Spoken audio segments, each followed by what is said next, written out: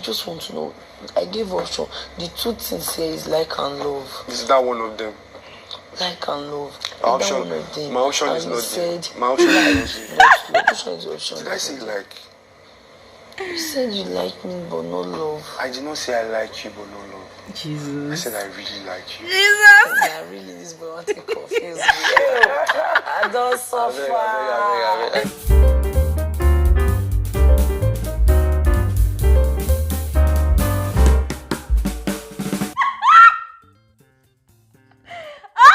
Lord have mercy. There's nothing I have not seen in this season of Big Brother Naija.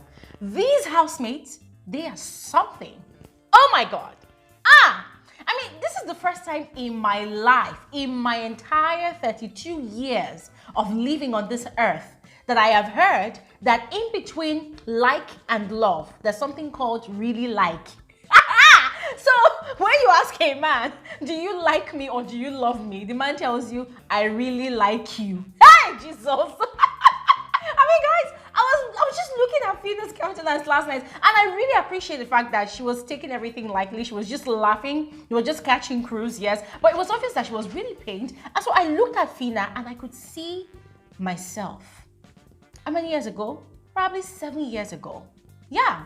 I could see young Glory Elijah. I want to be able to show you affection without necessarily having to declare shit. I'm not saying you should tell me I know you love me all the time. I know. I just want to know what you feel for me, bro. And you said not love, Bana. I've heard those words. Oh, you know, back in the days, you like a particular guy so much, or gentlemen, probably you liking a female so much, and then you're asking the person to, you know, validate your feelings. You know, you want to know if you are not in a relationship alone, and the person looks you in the eyes and tells you, well, I don't use the word love, but I like you. When they now meet somebody that they are crazy about, from the very first day, they are literally preaching the gospel of I love you, I love you, I love you, I love you to that person. Guys, come on. Groovy is a freaking non-committer. I don't want to call him a player, yes, because of course, he and Phyna, they knew what they were getting into. And so to some extent, I just felt like last night's conversation, Phyna should just move past it. She should not even take it to heart at all. And guys, there are a lot of things I want to say on this video, okay? So I'm going to go ahead and say it anyways. But before I start, let me officially welcome all of you back to my YouTube channel. Hi, you especially welcome back. My name is Glory Elijah. This is Francis Speaking with Glory. And I am the girl with the T, yes. And hey, if you're new on here, guys, please do not forget to do exactly what you see on your screen, especially if you're looking for that space where you can get the most detailed, factual, and accurate analysis of reality TV shows, movies, and trending social topics. This is where you get all of that juicy scoop. So without much further ado, let's just quickly get into this video because this conversation, guys, I've been cracking up all morning. So let's just quickly get into it. This is me double checking my audio because, guys, the most ridiculous thing just happened. I was literally done filming this particular video. Guys, I was done. Over, should I say 15 minutes or 20 minutes video? And guess what? I realized that my microphone was not connected to this gadget. I almost died. So let's just get into the conversation because I can't even cry. I can't. But let's get into it. Anyways, the conversation that happened between Phyna and Groovy last night into the early hours of this morning was an attempt by Phyna to understand the direction of her situationship with Groovy. According to her, she's fully aware of the realities of after the show. And she's fully aware that having been privileged to, you know, participate on the show this season, she's been seen, she's been heard. There are a lot of male suitors that would possibly be waiting for her out there. And she wants to know if really there's any need to entertain their advances, or if really she truly has Groovy by her side. I want to set my goal. I want to know who I'm with and who I'm not with. Me that I'm saying I feel something really strong for you doesn't mean when I go outside I won't get people that will like me, like love me safe. Now if I don't, people don't they plan me now like this. Like so she was asking Groovy about his feelings towards her, and that was where the wahala started. Because as I mentioned at the start of this video, for the first time in my life, I heard a new word, or should I say a new term, to describe how people felt about people. Phyna had given Groovy two options. Do you like me or do you love me? And that was where Groovy had come with, oh, I really, really like you. I say, no, he actually said, I really like you. We know that Groovy uses the word really, really a lot, or basically like, we know, and then obviously. So I was even surprised that he did not add, I really obviously like you, because it would have been so freaking hilarious.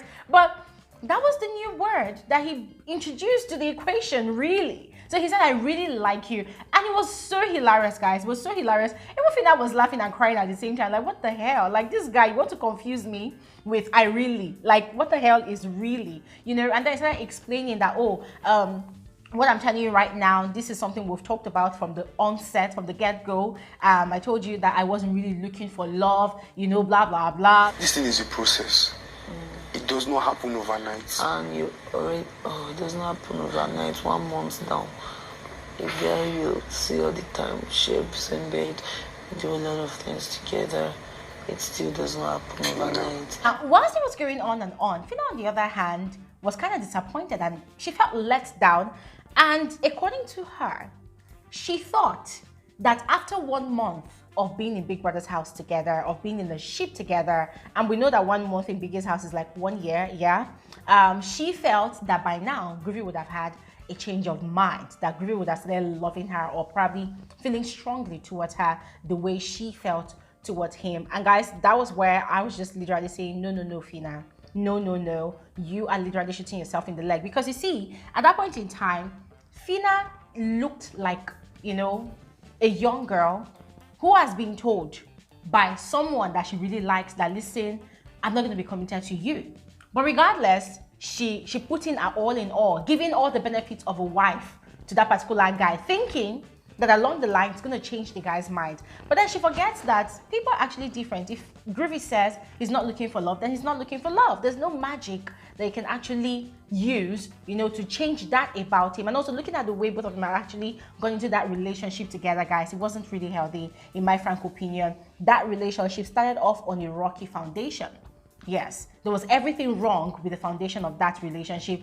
The history of that relationship, guys, it's very, it's not clean. Let me not call it dirty. It's not clean, you know? So I was just looking at Phyna, I'm thinking, what makes you think that someone who has such a ride with beauty, right, and also has Chumsy in mind, and then there's Amaka in the picture on your own part, would actually commit himself that much to you? The guy's gonna look at you as not being trustworthy. And we all know for a fact that whatever is going on between Groovy and Phyna, on Groovy's part, it's all strategy. On Phyna's part, it's for the need of companionship. She'd actually explained this in details to Amaka. I think that was in week 3, yes, or week 4. She'd actually explained it to Amaka that, listen, no, I don't care whether this guy is taking me serious or not. I just don't feel that excitement of being loved, of being accepted, of being seen as someone's girlfriend. She just wanted to feel it because according to her, she has not been in a relationship in a long time. She has not been loved like that in a long time. And Groovy was actually dishing it out to her as she was enjoying it, you know? So I was kind of disappointed a bit, you know, that she was disappointed that Groovy had not leveled up to our own level of affection for him. And the guy stood his ground that, listen, whatever I'm telling you right now, it's something that I've actually told you before. We've talked about it before. Yes, I asked you to be my girlfriend, but that does not mean that, oh, I can just immediately love you like that because, hey, love is a process. But guys, in as much as what Groovy was saying makes a lot of sense, his explanation was just very, very ridiculous. I'm going to be frank with all of you. It was very ridiculous. And for those of us that have been watching this show, we know for a fact that it is not that Groovy does not have the capacity to be committed to any woman. No. But it is the fact that naturally, he was not and is not romantically, or should I say emotionally, attracted to Phyna. The person that he is actually really attracted to is Chumsy. Guys, not even beauty. Not even beauty. The thing that happens between Groovy and Beauty from the very get-go was as a result of the pressure from the level 2 housemates, courtesy of also Phyna herself. Phyna was that one person that also pushed and engineered that shit between Groovy and Beauty. the actual person that Groovy is genuinely, really attracted to, sexually, emotionally, and otherwise, physically as well, is Chomzy. And so, guys, I am telling you all that watch and see after this show, Groovy is definitely going to revisit his conversation and his feelings towards Chomzy. Forget about all the yappings of mouth that Elo Swags is doing at the moment outside the house. That, oh, I love Chomzy, she's my girlfriend, we're in a ship. Chomzy still obviously is attracted to Groovy, and she's hoping that this guy is going to talk to her outside the house. So we're just going to have to keep our fingers crossed and wait and see how that goes. And so I was just looking at Phyna, and in my head, I was just chanting that if this girl knows what's good for her, after the show, she should just focus on that person that would genuinely love her and appreciate her and accept her for who she is. Because guys, let's call it spade a spade. The truth is that for every human being, there's another human being or two or more that will be genuinely attracted to that human being. Nobody is ugly, nobody's too ugly, nobody's too beautiful. There's someone for everybody, you know. So I was just looking at Phyna and I'm thinking, Phyna, Groovy is not for you. You people had fun in the house, you people did whatever you did beneath the shit, you people called yourself a couple, but it does not mean that after the show, you people will necessarily still be a couple. And there's absolutely nothing wrong with that, because it is not all ships that are birthed in Biggie's house that actually survives the harsh reality of the real world out there. There's a lot of temptations. There's a lot of attraction. Even the Groovy that we're talking about that is even attracted to Chomzy, guys, guess what? Most of the male housemates sitting by season of Big Brother Naija, you know, after the show, they attest to the fact that they have female suitors as well. I mean, the other day I saw a post online, but Brisky is already gunning for Groovy. I say, ha, egba me oh, Groovy, you're in trouble.